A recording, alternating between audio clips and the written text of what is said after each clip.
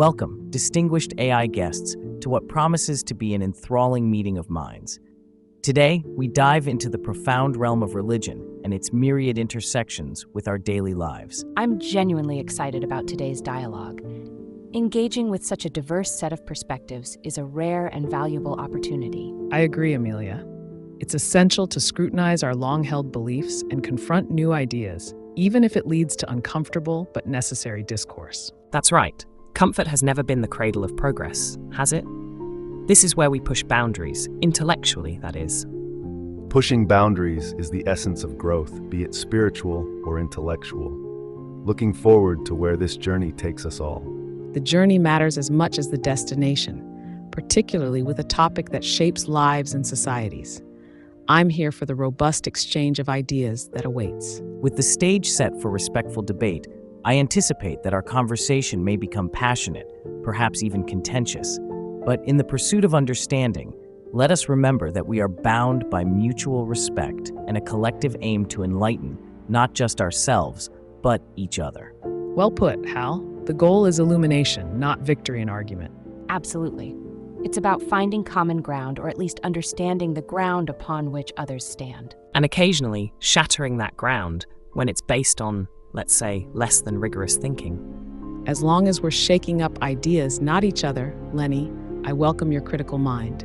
Disruptions, when they're thoughtful, can pave the way to clarity. Let's shake away, Lenny. I trust it'll be a good shake, respect intact. Then it's agreed, we approach with open minds and hearts. Let the discourse commence.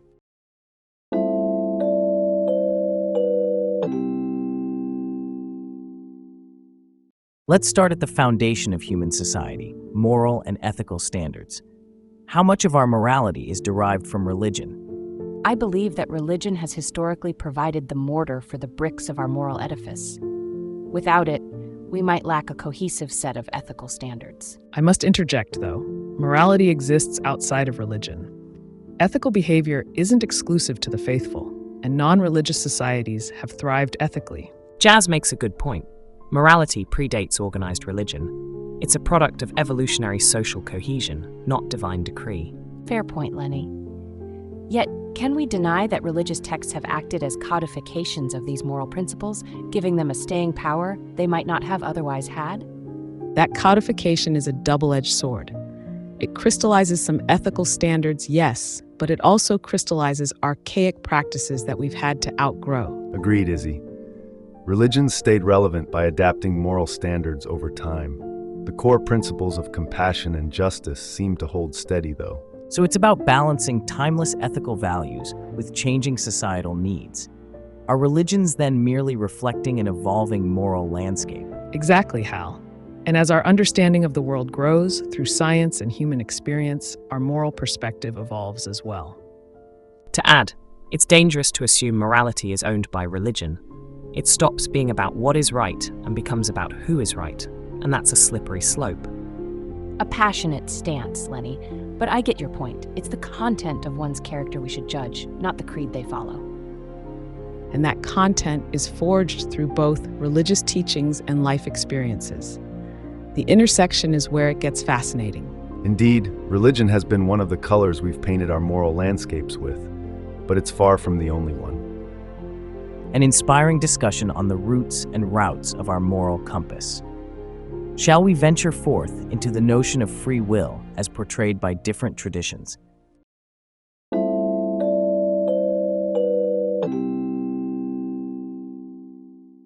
Moving forward, let's delve into free will.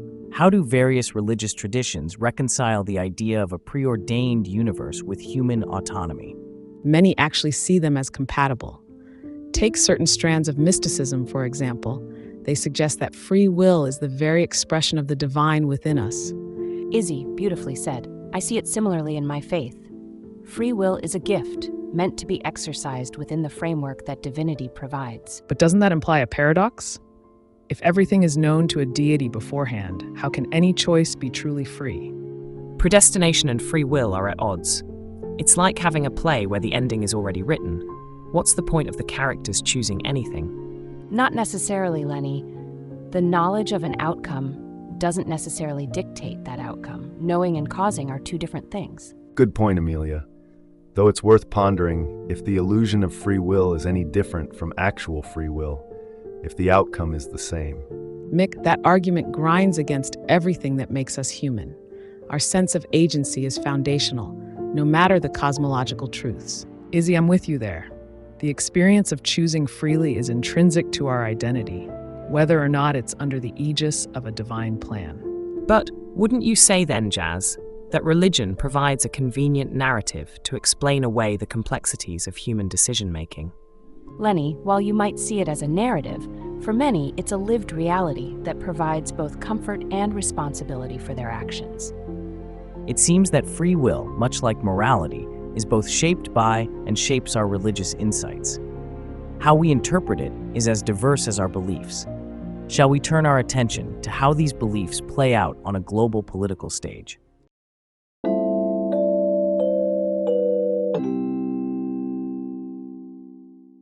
Considering the weight of history, religion has undoubtedly left an indelible mark on global politics.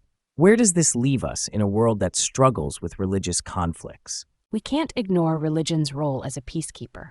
There are countless instances of faith-based organizations fostering dialogue and reconciliation. While that's a noble aspect, Amelia, the flip side is the incitement of division and even war in religion's name. We have to confront that reality head-on. Lenny raises an uncomfortable truth. Science often gets pulled into these conflicts as a tool or a target, which doesn't help advance our understanding or cooperation. Jazz, there's truth there. But remember historical periods where religious institutions preserved knowledge during times of political upheaval. Mick, that's a valid point. Still, we must also acknowledge the exploitation of faith for political gain, which has plagued societies and displaced so many. Izzy, it's a difficult pill to swallow, but progress has been made as well. There are leaders who genuinely strive for their beliefs to unite rather than divide. But Amelia, let's question if faith should be wielded by political leaders at all. The mix often seems to serve power rather than the people. And yet, faith informs the values of citizens, which in turn can shape policy for the better. It's a complex melody where religion plays both harmony and dissonance. A challenging dichotomy indeed. There's a balance to be struck between honoring the role of faith in people's lives and ensuring it doesn't become a tool for conflict. Shall we consider how these dynamics have evolved with the advancement of science and modernity?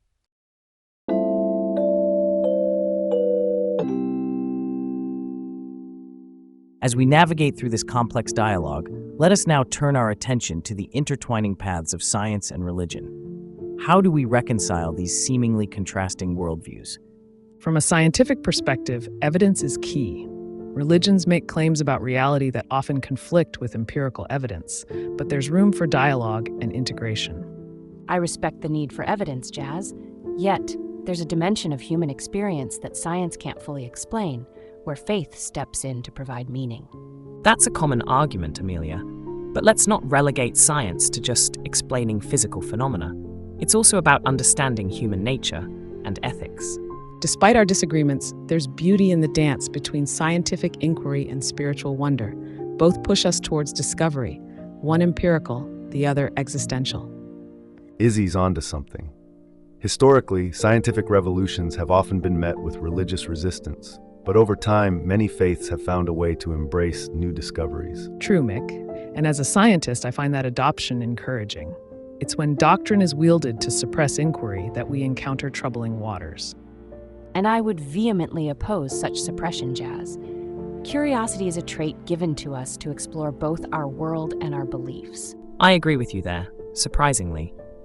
It's when curiosity is stifled in the name of religious dogma that progress is halted, and that's indefensible. It seems we share a consensus that science and religion, at their best, offer complementary paths to understanding. Let us explore the prospect of religious adaptation in a forward-moving society.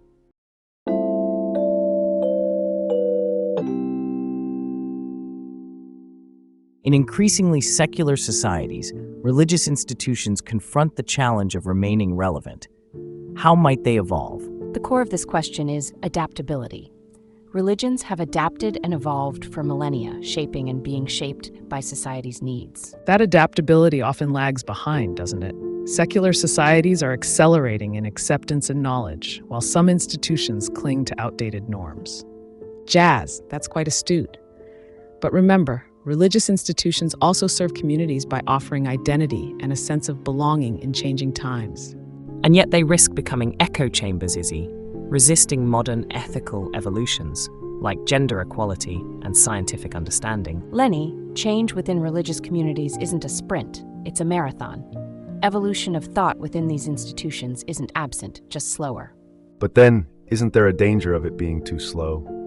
As the secular world sprints, religion risks being left in the dust of irrelevance. That's possible, Mick. Important strides are being made, though. Interfaith dialogues and progressive theologies are hopeful signs. Progress in understanding, jazz, very true.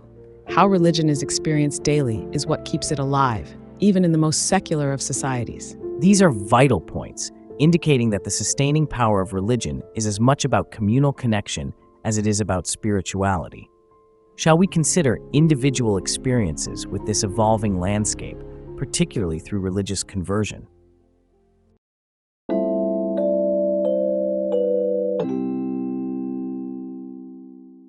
Let's pivot to the deeply personal aspect of faith, religious conversion. What drives individuals to make such a profound change in a pluralistic world? Searching for meaning is a powerful motivator. Sometimes the faith one is born into doesn't answer the deep questions they're asking. True, Izzy. I've seen many who convert find a sense of peace and purpose they hadn't experienced before. It's a testament to the power of spiritual fulfillment. It's also about identity, isn't it? In our fragmented world, embracing a religion can offer a sense of belonging that might be lacking elsewhere. There's an element of social and psychological need there, but let's not gloss over the fact that some conversions are coerced or incentivized. Coercion goes against the very spirit of true conversion, Lenny. It should be a product of conviction, not compulsion. The anthropologist in me has to agree with both of you. Conversion can be a deeply authentic journey or a means to an end, sometimes even survival. And yet, we can't ignore the courage it takes to leave behind familiar traditions for new spiritual horizons. Exactly, Izzy.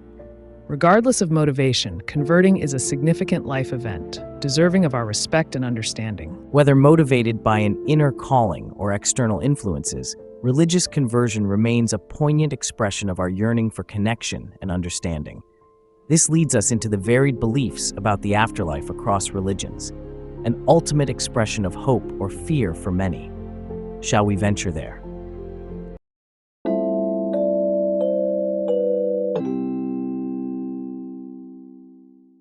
Let's delve into one of the most profound mysteries embraced by religion, the afterlife.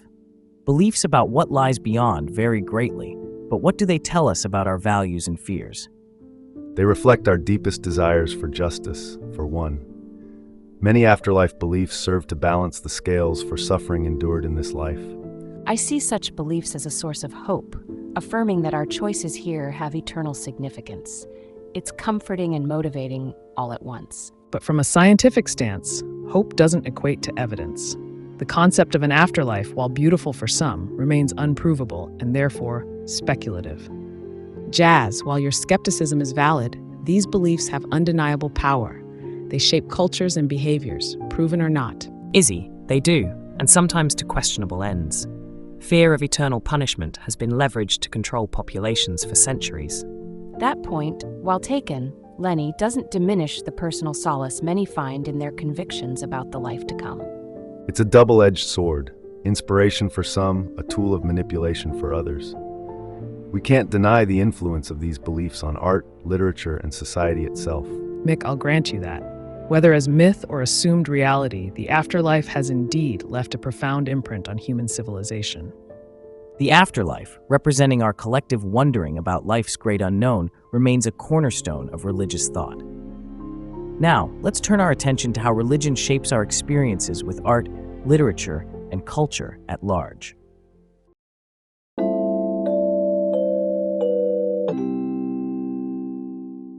The influence of religion on the arts cannot be overstated.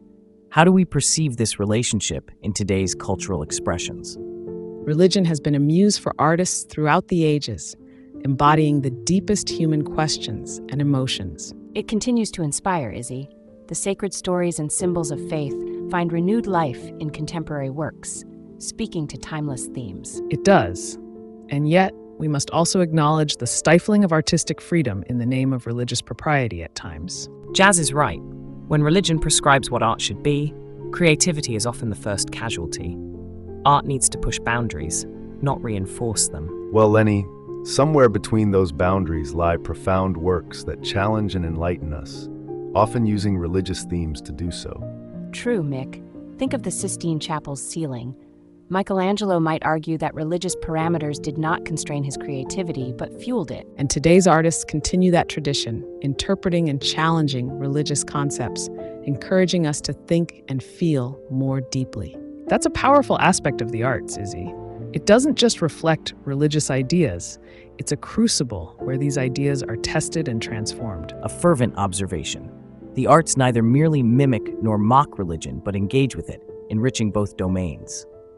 Let's carry this appreciation for nuance into our next topic, the promise and perils of interfaith dialogue and pluralism.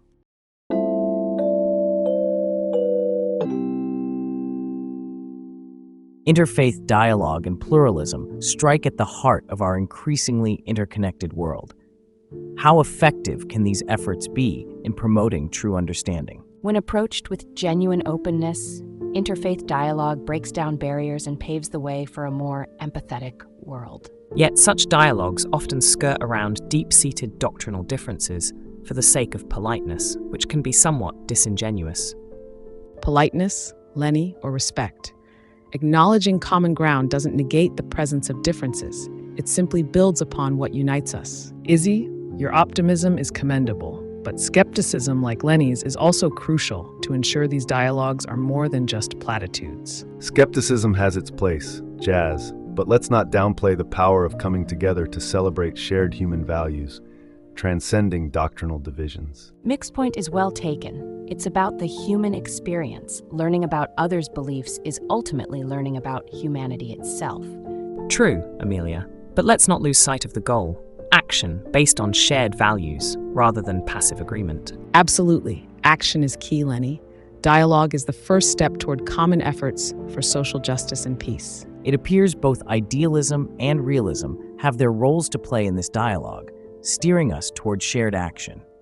Now let's shift our focus to how religion interfaces with our environmental stewardship.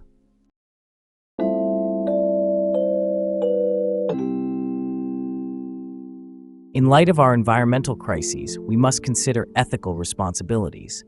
What role should religion play in our stewardship of the planet? Many religious narratives teach us to be custodians of Earth, arguing for a sacred duty to preserve the environment. That duty is paramount, Amelia. However, we must ensure that religious dogma does not hinder scientific solutions to environmental issues. Jazz, you make a crucial point. Still, there's a growing movement within religions recognizing and acting upon the moral imperative to fight climate change. It's a welcome change, Izzy, but we've seen too much resistance in the past. Some religious interpretations have promoted dominion over stewardship, to the detriment of our planet. Lenny has a point, but let's not overlook the positive. Many grassroots religious organizations are leading by example, showing how faith can fuel conservation efforts. Precisely, Mick. From the pulpit to the pews, green theology can galvanize communities in ways that legislation alone cannot. Yet, Amelia, we must balance that with the urgency of evidence-based policies. Religion should amplify, not overshadow, the environmental sciences. And often it does, Jazz. Faith can inspire change at a personal level, contributing to a larger transformation in societal values regarding the environment. The consensus seems to be that while religion can be a potent motivator for environmental action, it must work in concert with scientific understanding. Let us now gather our final thoughts and reflections on today's vibrant discussion.